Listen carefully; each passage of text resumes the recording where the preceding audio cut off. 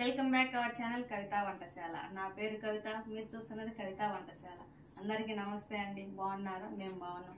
మీరు బాగుండాలని మా హృదయపూర్వకంగా మేము కోరుచుకున్నాం. చాలా రోజులైంది కదండి మా వీడియోస్ రాక. ఓకే, మీరు చాలా ఎదురు చూస్తున్నారని మాకు కామెంట్లు పెట్టారు. చాలా సంతోషంగా ఉందండి. మళ్ళీ మీ ముందుకు మా వీడియోస్ తీసుకొని వస్తాం. ఓకేనా అండి? ఈరోజు నేను వెరైటీగా ఏం చేస్తున్నానంటే కంజు గుడ్లతో ఆమ్లెట్ వేస్తున్నానండి. ఈ హెల్దీకరమైన ఫుడ్ అనమాట. ఇవి చాలా మంచిది. ఇవి చాలా అరుదుగా దొరుకుతాయండి. మేమైతే ఇవి పెంచుకుంటున్నామండి. వాటి గుడ్లు ఆమ్లెట్ వేస్తాను. ఏ విధంగా వేస్తానో చూడండి. ఓకేనా అండి?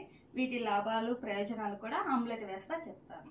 ఓకేనా అండి? కంజు గుడ్లు ఆమ్లెట్లోకి కావాల్సిన పదార్థాలు చెప్తాను చూడండి. 4 గుడ్లు తీసుకున్నాను.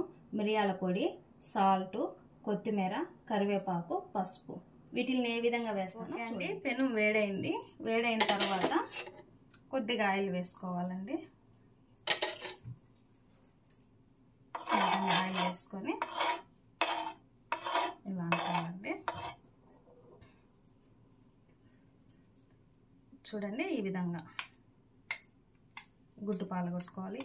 ఇది కొంచెం గట్టిగా ఉంటుందండి. దీని తప్పట అయితే గట్టిగా ఉంటుంది. కొద్దిగా ఈ విధంగా వేసుకోవాలి.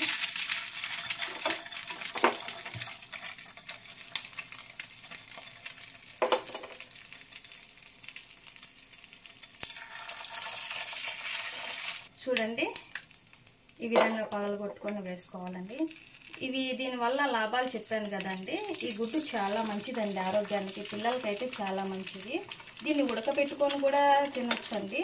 ఉడకపెట్టుకొని మిరియాల పొడి వేసుకోవాలి. మెయిన్ కారం పొడి బదులు మిరియాల పొడి వేసుకోవాలండి. మిరియాల పొడి వల్ల మెయిన్ గొంతు సమస్యలు ఏమన్నా ఉన్నా కూడా మెయిన్ అదే అండి పోతాయి.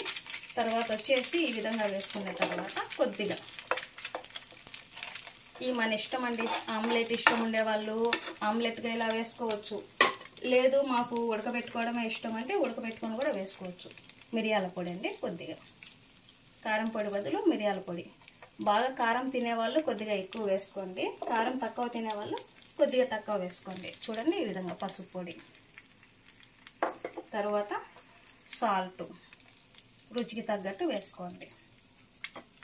తర్వాత కొత్తిమీర చిన్న ముక్కలుగా కట్ చేశానండి, చిన్న ముక్కలుగా. తర్వాత కరివేపాకు చిన్న ముక్కలుగా కట్ చేసుకొని వేసుకోండి. వేసిన తర్వాత కొద్దిగా నూనె పైన మీద ఇవన్నీ వేసిన తర్వాత కొద్దిగా చెలాకుతో ఈ విధంగా ఇలా అంటే అండి, ఈ విధంగా అనాలి. తర్వాత చిన్న ఈ విధంగా తీసుకోవాలండి. ఈ విధంగా ఆ అబ్బాయిలుగా ఇష్టం ఉండే వాళ్ళు ఆ అబ్బాయిలుగా అయినా తినొచ్చు. లేదా బాగా కాలంగా తినాలనుకునే వాళ్ళు అలా కూడా తినొచ్చు అండి. మీ ఇష్టము. మీకు ఏ విధంగా నచ్చితే ఆ విధంగా చేసుకోవచ్చు. ఇవి ఉడకపెట్టి కూడా కట్ చేసి కొద్దిగా నూనెలో వేయించుకొని మిరియాల పొడి ఈ విధంగా వేసుకొని కూడా తినొచ్చు. ఈ విధంగా మనము మన ఇష్టం వచ్చినట్టు చేసుకోవచ్చు. ఇది మీరు కొద్దిగా అనుకుంటున్నారండి, కానీ దీంట్లో చాలా ప్రోటీన్స్ ఉంటాయండి. చాలా హెల్దీకరమైన మంచి ఫుడ్. ఓకేనా అండి? అయిపోయిందండి. దీని టేస్ట్ చూద్దాం ఏ విధంగా ఉందో. మేమైతే చాలా సార్లు వేసుకొని తిన్నానండి. ఉడికించి తిన్నాము, ఇట్లా ఆమ్లెట్గా తిన్నాము. ఏ విధంగా అయినా వేసుకొని తింటుంటాము. ప్రస్తుతానికి 4 గుడ్లే ఉన్నాయి కాబట్టి 4 వేసాను. ఇంతకుముందు అయితే 10 గుడ్లు కానీ 5 గుడ్లు కానీ అలా ఉడకబెట్టి మా బావకు ఇస్తుంటాను. బాగా తింటాడు. మా బావకు చాలా ఇష్టము. ఇవి ఉడకపెట్టుకొని తినడం వల్ల పిల్లలకైతే చాలా మంచిది. ఖచ్చితంగా మీకు అందుబాటులో ఉంటే ఈ గుడ్లు ఖచ్చితంగా తినండి. ఆల్రెడీ మీలో చాలామంది తిని ఉండొచ్చు, కొంతమంది తిని ఉండకపోవచ్చు అండి. మీరు ఈ విధంగా తిని ఉంటే నా కామెంట్ సెక్షన్లో తెలపండి. దీని టేస్ట్ చూస్తాను.